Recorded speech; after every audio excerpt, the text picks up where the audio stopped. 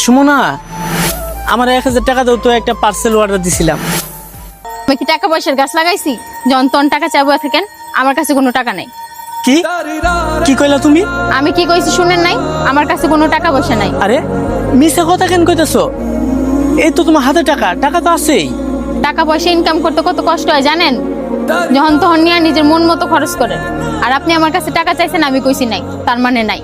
সুমনা, তোমার কাছে অনেক টাকা আছে, ওইখান থেকে আমার 1000 টাকা দিলে কি হইব কও? এই যে টাকাটা দেখতেছেন না, এই টাকাটা কামাই করতে অনেক কষ্ট হয়।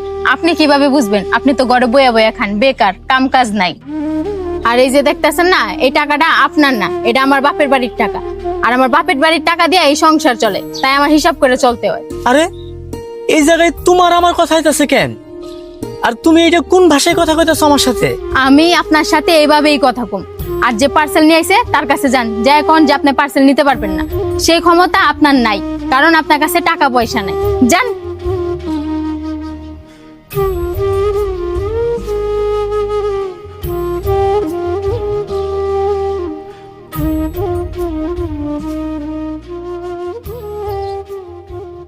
ভাইয়া, আসলে পার্সেলটা আমি নিতে পারবো না, এটা আপনি ফেরত নিয়ে যান। কি 1 ঘন্টা ধরে দাঁড়িয়ে রয়েছি, অনকন পার্সেল নেবেন না? ফাজলামি করেন? পার্সেল নিতে পারবেন না, অর্ডার দেন কে? সরি ভাই, আসলে ঘরে একটু সমস্যা হয়েছে তো, এই জন্য আপনারা না করতেছি। আপনার অনলাইনে মাল দেখে অর্ডার দেন, পরে নেন না, পরে আমাকে সময় নষ্ট হয়, পরে দিয়ে আমাকে বেতন কাটা রাখিয়া দেয়। ভাই আপনি যাই কোন, আমি অর্ডারটা নিতে পারবো না, আমার মাফ চাওয়া ছাড়া কোনো উপায় নেই। হয়েছে হয়েছে, আর মাপ চাওয়া লাগবো না। এরপরে ভবিষ্যতে অর্ডার দিও না, লাগে ভাইবা চিন্তা অর্ডার দিবেন। যত সব এগুলো আমাকে বেতন বাড়ে না। আচ্ছা ঠিক আছে, রাখো। এই যে উঠেন, তাড়াতাড়ি রেডি হন, আব্বা কল দিছিল, আমার ছোট বোনের বিয়া, দুজনেরে যাইতে কইছে। সুমনা, আমার কোনো জায়গায় যাইতে মন চাইতেছে না, তুমি একটা কাম করো, তুমি একলাই চলে যাও। ও, আপনারা পার্সেল নিতে টাকা দেয় নাই, তাই আপনি মন খারাপ করে আছেন না?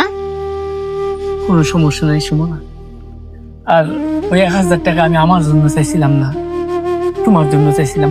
ভুলে গেছো আজকে তোমার জন্মদিন, আমার হাতে তো টাকা পয়সা নেই, আমি তোমার একটা গিফট দিতে চাইছিলাম। আচ্ছা বাদ দাও এসব কথা, একটা পুরুষ মানুষের সম্মান ততক্ষণ পর্যন্ত থাকে যতক্ষণ পর্যন্ত তার ভালো একটা চাকরি থাকে, পকেটে টাকা পয়সা থাকে। আজকে আমি একটা কথা স্পষ্ট বুঝতে পারলাম, যদি পুরুষ মানুষের কাছে টাকা না থাকে, সেই পুরুষের কোনো সম্মান থাকে না। যেমনটা আমি, এই গত 6 মাস ধরে আমার কাছে চাকরি নাই, এতেই তোমাকে এই ব্যবহার। শুধু তুমি না, আমার বাবা মা ভাই বোন সবাই এইরকম করতেছে আমার সাথে। আল্লাহ না করুক সামনে 6 মাস যদি আমার চাকরি না থাকে, হাতে যদি টাকা পয়সা না থাকে, তখন তুমি কি করবা? আমার তো মনে হইতেছে তখন তুমি আমার তালাক দিবা, আমারে ছাইরা দিবা, এই বাড়ি ছাইরা একবারে চলে যাইবা। আচ্ছা সত্যি করে একটা কথা কতো, এই যে বিয়ের পর গত 10 বছর ধরে আমি তোমার কোনো চাওয়া পাওয়া অপূর্ণ রাখছি না? আমার জানার মতে আমি রাখি নাই। যখন যা চাইছো আমি তাই দিছি, কোন জায়গা থেকে আইনা দিছি, কিভাবে আইনা দিছি, একটাবার জিগাও নাই। তোমার জিগানোর দরকার নাই, এটা আমার দায়িত্বের মধ্যেই পড়ে। আর কিছুদিন ধরে আমার কাছে যখন চাকরি নাই, আমার পকেটে যখন টাকা নাই, তোমার কাছে যখন আমি কিছু চাই, তুমি আমার সাথে কি ব্যবহার গুলা করো একবার ভাইবা দেখো তো।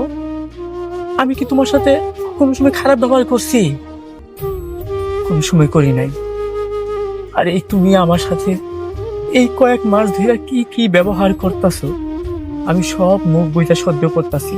আর এই টাকা তো আমি আমার জন্য চাইনি, তোমার জন্য চাইছিলাম, তোমার একটু খুশি করতে চাইছিলাম, তোমার একটা সারপ্রাইজ দিতে চাইছিলাম।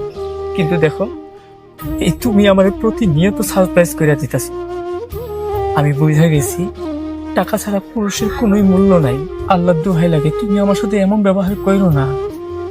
আমাকে দুজনে সারা জীবন একসাথে থাকতে হইব, কারণ আমি তোমার বিয়ে করে নিয়ে আসছি, তুমি আমার বিয়ে করা বউ। আমার বিপদের সময় যদি তুমি আমার পাশেই না থাকো, তাহলে তুমি আমার কেমন জীবন সঙ্গী হইলা?